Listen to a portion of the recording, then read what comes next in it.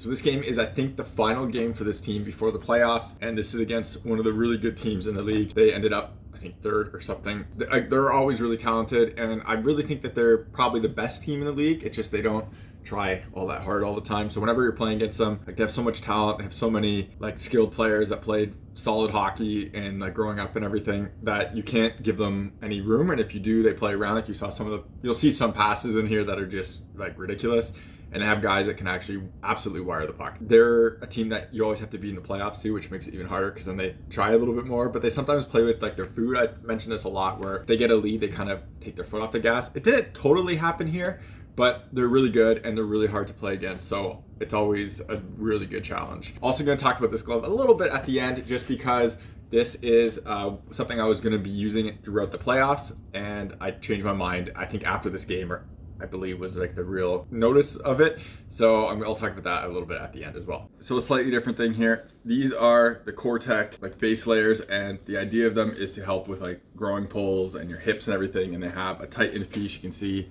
how this material doesn't really stretch a lot, and it's really tight and it really holds your hip and like legs in place. This stuff, I've used it for years under different branding. They used to be under Under Armour, and has saved me multiple times in games, especially towards the end of this and playoffs, where I pulled my groin and I wouldn't have been able to play without these things. So GoTech sent me a pair of these I'll do a full review on them and everything, but if you're interested in GoTech stuff, and they really help with the groin and like stopping injuries from getting worse and preventing them. They have a less tight version as well. This is a 1.0, the other ones are a 3.0. There's a link to GoTech in the description. If you use my coupon code, you get a discount, as well as it supports the channel. So you get protective base layer stuff that I wear all the time and honestly really need to keep my groin intact, and it also supports the channel as well. So check those out. Otherwise, if you want to support the channel without buying anything, check out links in the description to Patreon, buy me a coffee. Everything through there comes again back into the channel, so I can make more content and doing real reviews.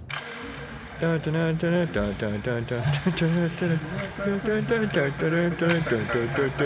ready for this?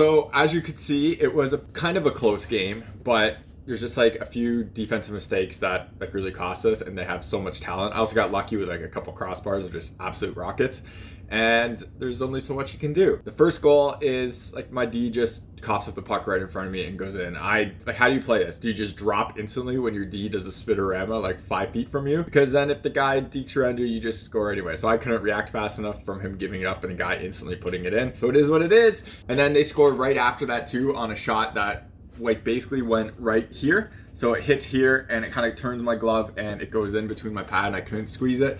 Again, as mentioned, this team has like really solid shots and good shooters.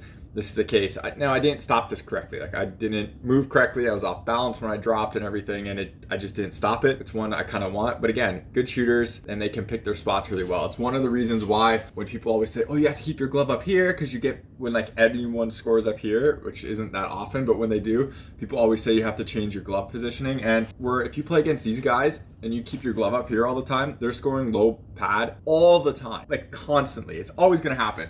So it's a thing where you have to adjust it and you kind of have to find out where it works for you. And I found a pretty good medium. People always like look at certain plays and always think, oh, that's what you have to do. But a shot like this where this guy can shoot so far, even my hand's down here, I still can't get it fast enough. Finally, a third goal was a kind of a bad play on the blue line, and they ended up coming in on like a 1-on-1. Dekes out my D. It's a pretty bad defensive move, to be totally honest. And then I just bite on a move that I shouldn't have bit on. There was no reason to me to go into like it's like an RVH, but off the post here. It's like a half butterfly when he pulls to his backhand. I thought he was going to try to go really high, and so I kind of wanted to try to get my body down enough so if he shoots it low but also like up in the corner, and he hits my elbow and it goes in, and it just wasn't like a great goal. If I just stayed in full butterfly here and just dropped square the puck, I probably would have stopped this, but his move around my D kind of caught me off guard a bit and I just wasn't ready for it. So a disappointing goal there. But like overall, I wasn't too unhappy with like how I played and everything. Yes, you always want like that second goal, you don't want pucks to blow by you, and the third one wasn't like absolutely amazing, but again, talented players, talented team,